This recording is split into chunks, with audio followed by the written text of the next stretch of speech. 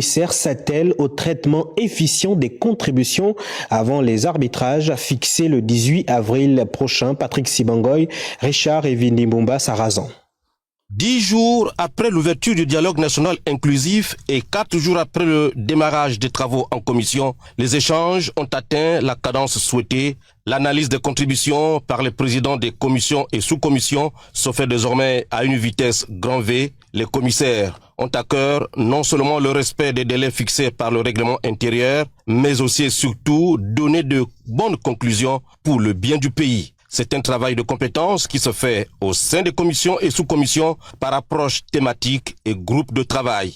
Ici, le président veille à la transcription fidèle des conclusions de chaque sous-commission. Le rapporteur, lui, rédige le compte-rendu des discussions en sous-commission ou en commission et prépare le rapport final des travaux. Pour ce qui est du travail en atelier, les questions liées à l'emploi, facteur essentiel du développement, continue de faire l'objet de réflexions approfondies. Ainsi, l'atelier sur l'emploi a bouclé avec la question de l'auto-emploi et ouvert des réflexions sur l'accès à l'emploi, la réinsertion professionnelle, la protection sociale des salariés et les mécanismes d'accès facile des jeunes à l'emploi.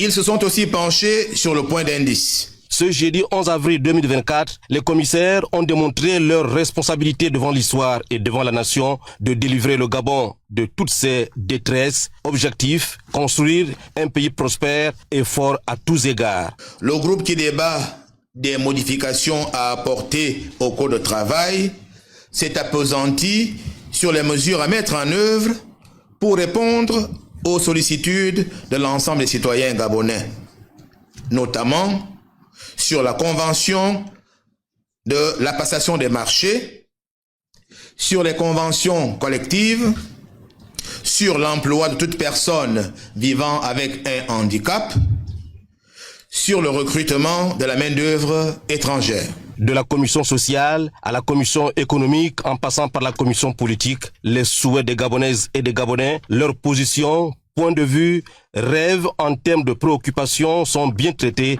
avant les arbitrages qui seront fixés d'ici le 18 avril prochain. Rappelons à toutes fins utiles que les contributions enregistrées thème par thème, plus de 38 000, dont 10 413 politiques, 11 341 économies et 13 846 contributions sociales représentent la base de travail du dialogue national inclusif d'Angoundjé.